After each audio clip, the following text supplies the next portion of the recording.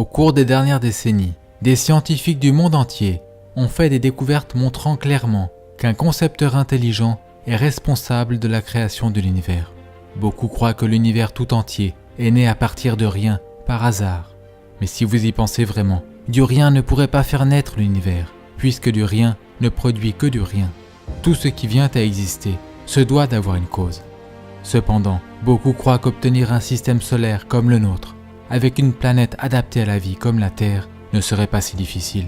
Mais de nombreux scientifiques désapprouvent cela et ont apporté des preuves accablantes soutenant leur position. Par exemple, beaucoup de forces dans l'univers sont équilibrées avec précision et permettent entre autres de rassembler la matière. Sans ces forces, les galaxies, les planètes et les étoiles n'auraient jamais pu se former.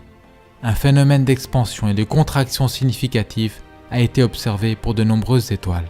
Elles passent d'un état de grande brillance à un état obscur, et ce, même en l'espace d'une année. Mais fort heureusement pour nous, notre étoile, le Soleil, a une stabilité extraordinaire.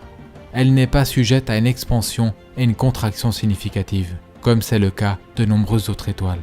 Si l'expansion et la contraction du Soleil étaient comparables à ces autres étoiles, ce serait catastrophique pour la vie sur Terre. Certaines étoiles explosent violemment en supernova.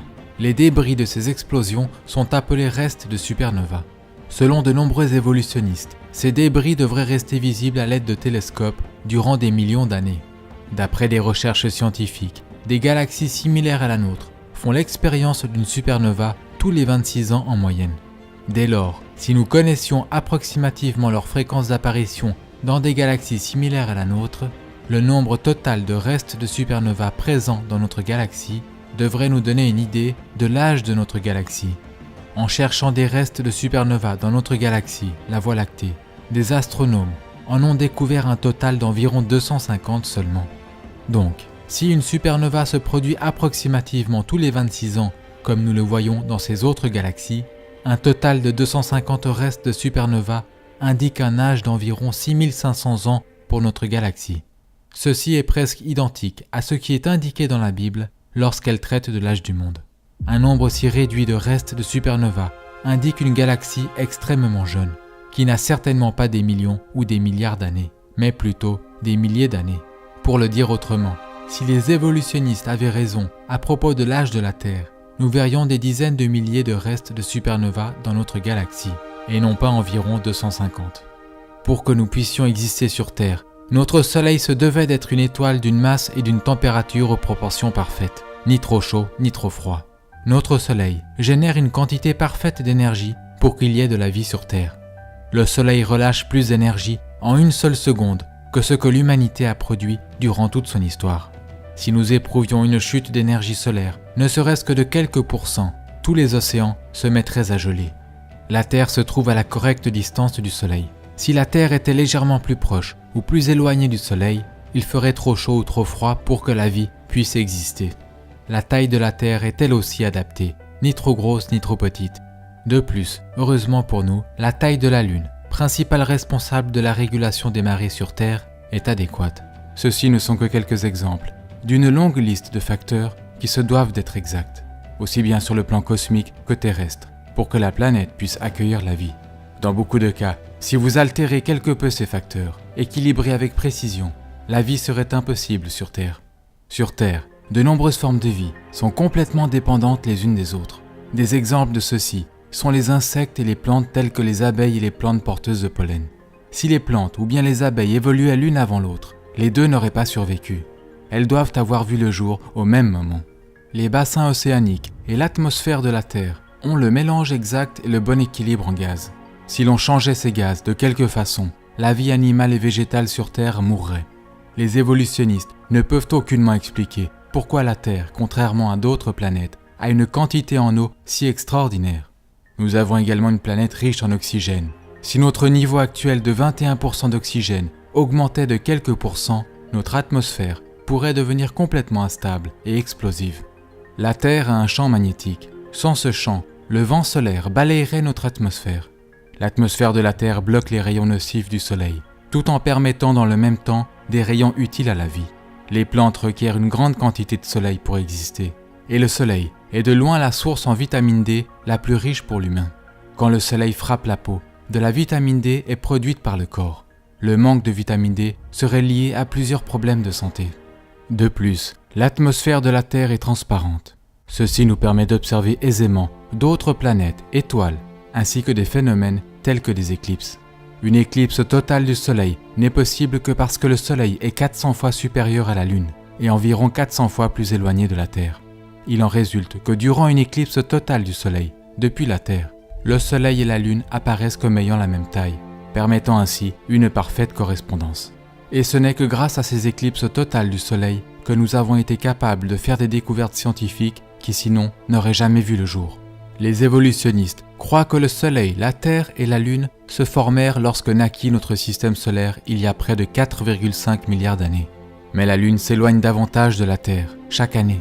Donc, si la Lune avait été trop éloignée ou trop proche de la Terre au temps où les humains subsistaient, des observateurs sur Terre n'auraient jamais pu observer le phénomène d'une éclipse solaire totale. Ainsi, selon les évolutionnistes, l'incroyable spectacle qu'offre une éclipse totale du Soleil ne pourrait se voir que dans une minuscule fenêtre de temps dans l'existence du système solaire. N'est-il pas intéressant que l'humanité ait vu le jour précisément durant cette période de temps où l'on pouvait assister à l'événement d'une éclipse totale du Soleil? Un autre problème majeur pour les évolutionnistes est que la Lune aurait été extrêmement proche de la Terre par le passé. En réalité, la Lune se serait rapprochée à tel point qu'elle aurait touché la Terre il y a bien moins de 4,5 milliards d'années en arrière. Les évolutionnistes affirment que notre système solaire émergea d'un nuage de poussière tourbillonnant. Dès lors, la composition de diverses planètes ainsi que leur température devrait être identique, mais ce n'est pas le cas. Ceux qui adhèrent à la théorie du Big Bang croient en réalité que toute matière dans l'univers fut concentrée à l'origine dans quelque chose de plus petit qu'une tête d'épingle, qu'elle explosa ensuite, s'étendit, et qu'en sortit le système ordonné de choses que nous voyons aujourd'hui. Néanmoins, il y a de gros problèmes avec la théorie du Big Bang. En premier lieu, si vous aviez concentré toute la masse de l'univers dans ce point de départ, plus petit qu'une tête d'épingle, la gravité aurait été si forte que rien n'aurait été en mesure de s'en échapper. Deuxièmement, les explosions ne produisent pas l'ordre, elles détruisent l'ordre. Il serait donc impossible qu'un nombre de choses ordonnées, presque infini, émerge d'une explosion. Aussi, si un Big Bang explose toute chose, les planètes et les lunes tourneraient dans la même direction du fait de la loi que l'on appelle la conservation du moment angulaire. Mais nous avons des lunes et des planètes qui tournent aussi bien dans un sens que dans l'autre. Les comètes sont aussi estimées par les évolutionnistes comme ayant des milliards d'années. Il est fréquent que des comètes entrent en collision avec des planètes ou le Soleil. Elles sont appelées boules de neige sales, car une partie significative d'une comète est composée de glace. Lorsque des comètes voyagent dans l'espace et se rapprochent du Soleil, elles commencent à perdre de la masse tandis qu'elles sont brûlées par le Soleil. Elles ne pourraient ainsi durer peut-être que 10 000 ans avant de finir totalement brûlées. Fait intéressant, les tissus mous, les cellules sanguines et l'ADN ne peuvent également durer qu'environ 10 000 ans. Pourtant, ces éléments ont été récemment découverts dans des os de dinosaures. Cela montre que les dinosaures existaient des milliers d'années auparavant, et non pas 65 millions d'années, comme l'affirment les évolutionnistes. Un autre énorme problème pour les évolutionnistes est que la population humaine actuelle de la Terre est de 7,3 milliards d'individus. Combien de temps faudrait-il pour passer de 2 humains à 7,3 milliards d'humains? Ce ne serait en réalité pas si long. Dans l'histoire récente, la moyenne annuelle du taux de croissance a atteint son record en 1963, avec un taux de croissance de 2,19%. La population mondiale s'accroît actuellement d'environ 1,14% chaque année. Mais si nous commencions par 2 humains, combien de temps faudrait-il pour atteindre les 7,3 milliards d'humains actuels en recourant, disons, à 2% de moyenne annuelle de taux de croissance? La réponse est que cela n'aurait seulement pris environ que 1100 ans. Puisque la croyance des évolutionnistes est que nous sommes sur Terre depuis bien plus de 1100 ans, pourquoi n'avons-nous pas un nombre plus élevé d'individus sur Terre? Aussi, où sont tous les os ou les tombes en considérant que presque tous les peuples à travers l'histoire ont enterré leurs morts? Certains essayeront malgré tout de se convaincre que d'obtenir une planète remarquablement privilégiée et spéciale comme la Terre ne fut qu'un accident dans lequel tout se produisit parfaitement de la bonne façon. Mais même si ces personnes le croyaient, comment la vie débuterait-elle sur Terre, sachant qu'il est un fait que la vie ne peut venir du néant? Tous les organismes vivants sur Terre sont composés de cellules. Alors, quelles sont les chances qu'une première cellule puisse s'être formée accidentellement? Il y a près de 150 ans, lorsque Charles Darwin était en vie, la cellule était considérée comme quelque chose de simpliste, rudimentaire, tel qu'une goutte microscopique de gelée. Cela dit, à la suite des découvertes récentes, nous savons à quel point ces cellules, extraordinairement petites, sont étonnamment complexes. Le corps humain d'un adulte contient 100 trillions de cellules de différentes dimensions. 10 000 de ces cellules humaines, de taille moyenne, pourraient être placées sur la tête d'une épingle. Et une seule cellule prise individuellement contient de l'information équivalent à 4000 livres. L'information de toutes les cellules, chez un adulte, au format d'un livre, remplirait complètement le Grand Canyon des États-Unis d'Amérique plus de 75 fois. La cellule est similaire à un superordinateur, mais de dimensions microscopiques. On pourrait aussi considérer la cellule comme une remarquable ville miniaturisée, dotée d'un réseau élaboré de lignes d'assemblage, avec de nombreuses machines moléculaires protéiques, exécutant diverses tâches permettant à la cellule de fonctionner. Par exemple, dans la cellule se trouvent des petits camions moléculaires qui voyagent sur des structures microscopiques que l'on peut comparer à des voies rapides, tout en transportant des matériaux autour de la cellule. Un exemple de machine moléculaire dans la cellule est le moteur flagellaire qu'utilisent certaines bactéries pour nager. C'est un moteur rotatif moléculaire muni d'une queue de la forme d'un fouet et pouvant opérer jusqu'à 100 000 révolutions à la minute. Voici une image d'un moteur flagellaire agrandi plus de 50 000 fois. Il fait environ 1/40 millième de centimètre de long. 8 millions de ces moteurs minuscules pourraient être placés sur la coupe transversale d'un cheveu humain. Vous pouvez voir les détails de sa construction. Il est composé de 30 parties protéiques différentes. Il semble avoir été conçu par un ingénieur. Le moteur flagellaire est extrêmement similaire à un moteur électrique, faisant des rotations dans un sens et dans l'autre. Le moteur flagellaire conduit une bactérie à travers un environnement liquide extrêmement visqueux. La vitesse de nage la plus élevée que le moteur flagellaire imprime à une bactérie est estimée être identique à la vitesse d'un être humain nageant à 97 km/h. Si cela ne vous semble pas impressionnant, considérez que la vitesse de nage la plus élevée jamais rapportée chez un humain est d'environ 8 km/h. Ainsi, la bactérie peut, au moyen d'un moteur flagellaire, se déplacer près de 11 fois plus rapidement que le nageur humain le plus rapide à avoir été chronométré. Les 30 parties distinctives du moteur flagellaire sont toutes essentielles. Donc, si vous retirez l'une de ces parties, celui-ci ne fonctionnera plus du tout et la bactérie mourra. Le moteur flagellaire est similaire à un piège à souris. Pour qu'un piège à souris fonctionne, vous avez besoin de toutes les différentes parties. Et si vous retirez l'une des parties du piège, le piège ne fonctionnera plus du tout.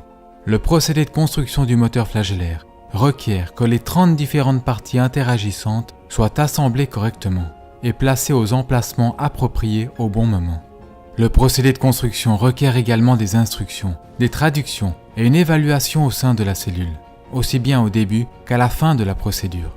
Si tout cela ne se produisait pas, ces machines remarquablement minuscules, ou leurs différentes parties prises individuellement, ne seraient pas construites ou assemblées correctement. Mais comment ces nombreuses machines ou parties microscopiques seraient-elles où aller et quoi bâtir correctement dans un système évolutionnaire? Elles ne le seraient pas, ce serait impossible. Ces faits réfutent et éliminent l'évolution darwinienne, laquelle est par définition un procédé aveugle, non orienté, sans plan ni but. Les cellules sont composées majoritairement de protéines. Une cellule typique emploie des milliers de différentes sortes de protéines. Pour obtenir ne serait-ce que la cellule la plus simple, il faudrait au moins 600 molécules protéiques différentes. Les protéines sont constituées d'acides aminés. Une protéine fonctionnelle est généralement constituée d'une chaîne d'environ 50 à 1000 acides aminés. Certaines protéines requièrent une chaîne de milliers d'acides aminés correctement séquencés. Chaque fois qu'un nouvel acide aminé est joint à une chaîne, il doit former un lien chimique appelé liaison peptidique, afin de se lier aux autres acides aminés dans la chaîne. Les acides aminés gauchers et droitiers sont produits plus ou moins à la même fréquence, mais seuls les acides aminés gauchers peuvent être sélectionnés pour l'utilisation dans une chaîne pour fabriquer une protéine. Les évolutionnistes ne peuvent expliquer la raison pour laquelle les protéines n'utilisent que des acides aminés gauchers. Chaque acide aminé dans la longue chaîne doit également être un acide aminé bien spécifique. Il y a 20 types différents qui peuvent être sélectionnés, et ils doivent être placés dans le bon ordre dans la chaîne pour former une protéine. Les acides aminés sont placés exactement dans le bon ordre grâce à une molécule dans la cellule appelée l'ADN. On pourrait décrire l'ADN comme un schéma directeur, une information codée ou un langage spécifique qui utilise un alphabet chimique à 4 lettres. les lettres chimiques ou le code de l'ADN sont l'ensemble des instructions destinées aux machines de la cellule afin de savoir comment assembler correctement des acides aminés dans la chaîne pour fabriquer des protéines. Si l'ADN n'est pas présent dès le début, les acides aminés ne seront pas sélectionnés correctement et placés dans le bon ordre. Il en résultera qu'une protéine ne pourra pas se former et la cellule ne survivra pas. L'ADN ne peut pas fonctionner sans la présence d'au moins 75 protéines préexistantes. Mais les protéines ne sont pas produites par l'ADN. Puisque chacun a besoin de l'autre, les deux se doivent d'avoir existé au même moment, par Dieu. Ce fait élimine l'évolution.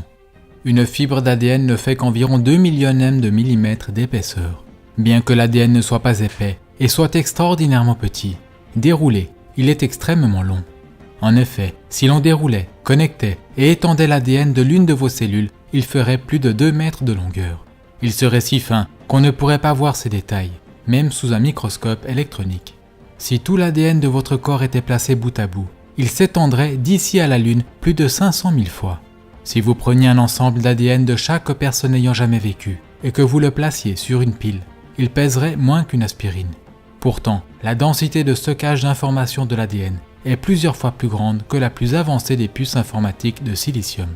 Bill Gates a décrit ainsi l'ADN. Citation : « L'ADN est comme un programme d'ordinateur, mais de très loin plus avancé qu'aucun logiciel jamais créé. » Cela dit, avoir le programme d'instruction complexe de l'ADN n'est pas suffisant en soi. D'autres éléments dans la cellule doivent pouvoir comprendre et utiliser le programme d'information de l'ADN. En d'autres termes, le programme ADN hautement complexe ne vaut rien si vous n'avez pas aussi un système à l'intérieur de la cellule qui puisse comprendre le langage ADN. Pour mieux comprendre cela, imaginez que l'ADN soit un disque CD ou DVD complexe. Si vous n'avez pas en plus le lecteur ou le système qui peut le lire, comprendre et utiliser l'information sur le disque, alors le disque ne vaut rien. Par conséquent, d'autres éléments dans la cellule doivent comprendre et être capables d'utiliser le programme d'information ADN afin de bâtir correctement. Sinon, la cellule mourra. L'ADN est capable de fabriquer une copie identique à lui-même.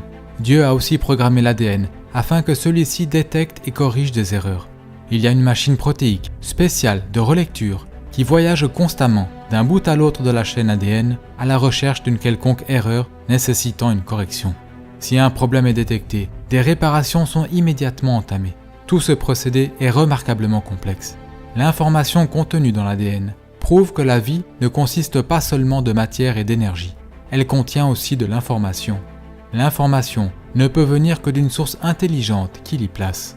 Une autre fonction de l'ADN est que c'est le programme qu'utilise Dieu pour construire ce à quoi vous ressemblez, votre couleur de cheveux, votre taille, etc. Comme il a été dit précédemment, le corps de chaque adulte humain contient près de 100 trillions de cellules. Mais à votre conception, vous n'étiez qu'une seule cellule. Ce qui est extraordinaire est que vous débutiez votre existence en n'étant pas plus gros qu'une tête d'épingle. Cependant, toute l'information complexe qui vous a physiquement défini, vous et tous les organes de votre corps, était là, contenue dans cette unique cellule. Dans le mois de votre conception, vos yeux, vos oreilles et vos poumons se développent. Des milliards de nouvelles cellules se forment et votre taille s'accroît de plus de 10 000 fois. Peu après les premiers mois, la vitesse à laquelle vous grandissiez ralentit de façon spectaculaire. Si elle n'avait pas ralenti et que votre allure de croissance était restée la même, vous auriez pesé plus de 1300 kg à la naissance. Après 2 mois, vous ne faites que 3 ou 4 cm de long, encore suffisamment petit pour rentrer dans une coquille de noix. Il n'y a pas d'explication évolutionnaire pour l'extraordinaire complexité impliquée dans la conception et la naissance, ou même une raison pour la reproduction en elle-même.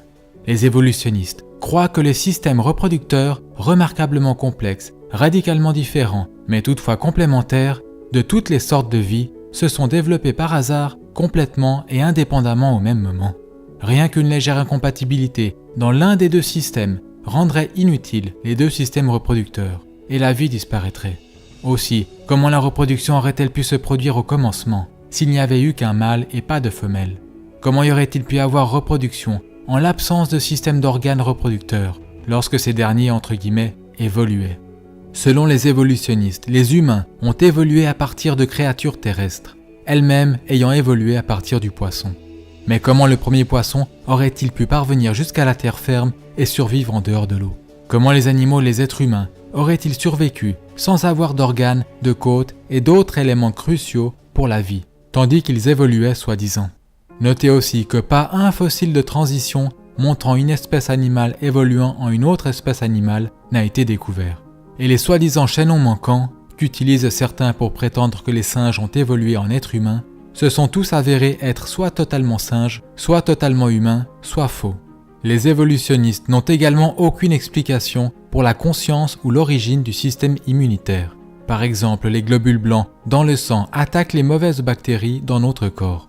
Celles-ci traqueront et prendront en chasse les mauvaises bactéries dans des missions de délogement et d'élimination. Pour agir de la sorte, elles doivent disposer de l'information programmée qui leur permette de faire la différence entre l'ami et l'ennemi. À moins que tout ceci n'était en place et travaillait dès l'origine de la vie, une condition qui écarte l'évolution, les bactéries et autres agents infectieux auraient gagné et nous n'aurions pas survécu. Les évolutionnistes n'ont pas d'explication pour la très complexe et pourtant parfaite précision avec laquelle le corps coagule le sang. Un désastre pourrait survenir si le sang ne coagulait pas au bon moment et au bon endroit. Si le sang se mettait à coaguler au mauvais endroit, par exemple dans vos poumons ou dans votre cerveau, vous pourriez mourir. Si le sang se mettait à coaguler trop longtemps, après qu'une quantité trop importante de sang ait été drainée ou que la plaie n'ait pas été entièrement recouverte, vous pourriez mourir. Si la coagulation sanguine n'était pas restreinte uniquement à la zone de coupe, tout votre système sanguin pourrait se solidifier.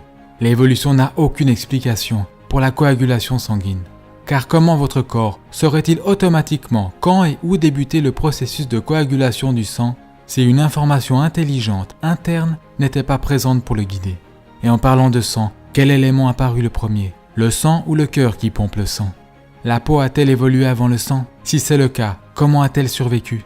La vérité est que pour que l'humanité puisse survivre, toutes ces choses se devaient d'être complètement développées et présentes ensemble, dès le commencement.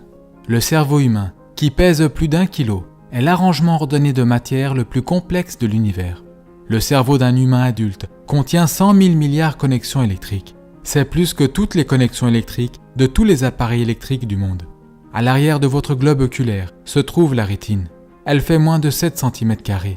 Pourtant, ces 7 cm² contiennent plus de 137 millions de cellules photosensibles, et toutes sont branchées au cerveau. L'œil humain peut se soigner tout seul et est auto-nettoyant. L'œil a également une mise au point automatique, permettant de distinguer des millions de couleurs. Si votre œil se décalait, ne serait-ce que d'1 degré, vous verriez double. Ces faits ne constituent qu'une partie des preuves qui démontrent que nous avons été créés par Dieu. Et nous trouvons une preuve évidente de la puissance créatrice de Dieu et de son intelligence, non seulement dans la création de l'homme, mais aussi dans l'extraordinaire complexité des animaux et des insectes. Ceci est couvert en détail dans la série de vidéos en anglais, ces incroyables créatures qui défient l'évolution. Certains croient que la complexité de la vie et de l'univers peut s'expliquer par la possibilité qu'une race extraterrestre l'ait créée. Mais croyez-vous vraiment que des extraterrestres aient le pouvoir de créer la Terre? Et qu'en est-il de quelque chose de la taille du Soleil? Plus d'1 million de planètes Terre pourraient tenir dans le Soleil. Le Soleil est également très chaud. Donc, comment les extraterrestres auraient-ils fait pour l'assembler et le construire? Comment auraient-ils fait pour s'en approcher suffisamment pour le construire et s'en écarter rapidement sans mourir après l'avoir allumé? Les conditions en dehors de la Terre, dans l'espace, sont selon les preuves trop hostiles pour que la vie y existe. Par exemple, une explosion prolongée aux rayons cosmiques dans l'espace peut être fatale. Ne serait-ce que les températures extrêmes dans l'espace rendraient pratiquement toute forme de vie soit beaucoup trop chaud, soit trop froid. On y trouve également des gaz empoisonnés, des radiations dangereuses, des explosions gigantesques, des forces gravitationnelles extrêmes et un manque d'atmosphère et d'éléments chimiques spécifiques pour que la vie puisse exister. Or, un grand nombre d'astronomes croient que la vie a évolué sur Terre et par conséquent, selon eux, elle a dû aussi évoluer sur d'autres planètes dans l'espace. Néanmoins, si cela était vrai, beaucoup de races extraterrestres sur d'autres planètes, plus vieilles que la nôtre, devraient exister. Certains d'entre eux seraient de loin plus avancés technologiquement que nous le sommes. Il en résulterait que ceux-ci nous auraient envoyé un signal radio à travers l'espace que nous pourrions capter, où ils nous auraient atteints avec leurs vaisseaux ou leurs robots. Mais nous n'avons jamais trouvé de robots extraterrestres, ni d'extraterrestres en tant que tels, ni de vaisseaux extraterrestres ou toute pièce provenant de leurs vaisseaux. Voici quelques-unes des caractéristiques de vol rapportées sur les ovnis. En vol, les ovnis changent fréquemment de taille, de couleur ou de forme. Plusieurs ovnis se réunissent pour fusionner en un seul ovni, et un ovni se change instantanément en plusieurs ovnis. Beaucoup de témoins d'apparitions ovnis ont décrit ces changements instantanés dans la taille et l'aspect des ovnis en disant que les ovnis semblaient être vivants. Les ovnis apparaissent parfois sur des photographies et d'autres fois non. La plupart des témoins d'apparitions ovnis ne rapportent pas avoir vu un objet ou un vaisseau, mais une lumière inhabituelle se déplaçant dans le ciel. Parfois, les ovnis apparaissent et disparaissent instantanément sous les yeux des observateurs et passent à travers d'objets physiques. Ce type de comportement signifie que les ovnis ne peuvent pas être du monde matériel, mais doivent être une sorte de phénomène spirituel. Reposant sur l'activité observée des ovnis, plusieurs ovniologues, parmi les plus considérables du monde, ne croient plus à présent que les ovnis puissent appartenir au monde matériel. De plus, la plupart de ceux qui prétendent avoir été enlevés par des ovnis ne se souviennent entre guillemets de leurs soi-disant expériences qu'après avoir été placés sous hypnose. Ce qui prouve que leurs soi-disant expériences avec des extraterrestres n'étaient pas réelles. Ces sujets sont traités avec plus de détails dans mon livre traduit en français « Les ovnis, activités démoniaques et canulars élaborés destinés à tromper l'humanité ». Si les extraterrestres existaient vraiment, il ne leur faudrait pas longtemps pour découvrir ce qu'ils doivent savoir à propos des terriens. En conséquent, ils nous auraient déjà envahis, détruits ou se seraient clairement révélés à l'humanité. L'Organisation de recherche pour une intelligence extraterrestre a scruté le ciel depuis des décennies à la recherche d'une vie intelligente, mais ils n'ont jamais détecté le moindre signal en provenance de l'espace qui indiquerait l'existence d'une race extraterrestre. Ceux qui cherchent des extraterrestres ont dit que s'ils détectaient ne serait-ce qu'un signal complexe, celui-ci prouverait qu'une intelligence en est à l'origine. Mais pourquoi ceux-ci n'appliquent-ils pas le même raisonnement et n'emploient-ils pas le même procédé de pensée pour l'ADN ? Ce faisant, ils réaliseraient que l'information complexe dans l'ADN prouve qu'une intelligence l'y a placée. Car dès que vous trouvez une information complexe, elle remonte toujours à une intelligence. Le meilleur livre réfutant la théorie de l'évolution sous tous les aspects de la science, y compris des preuves scientifiques d'un déluge mondial, est le livre Au commencement du Dr Walt Brown. Vous avez aussi la possibilité de visionner le DVD Percer le mystère de la vie. Ma vidéo Création et miracles version condensée est une autre vidéo traitant de la création.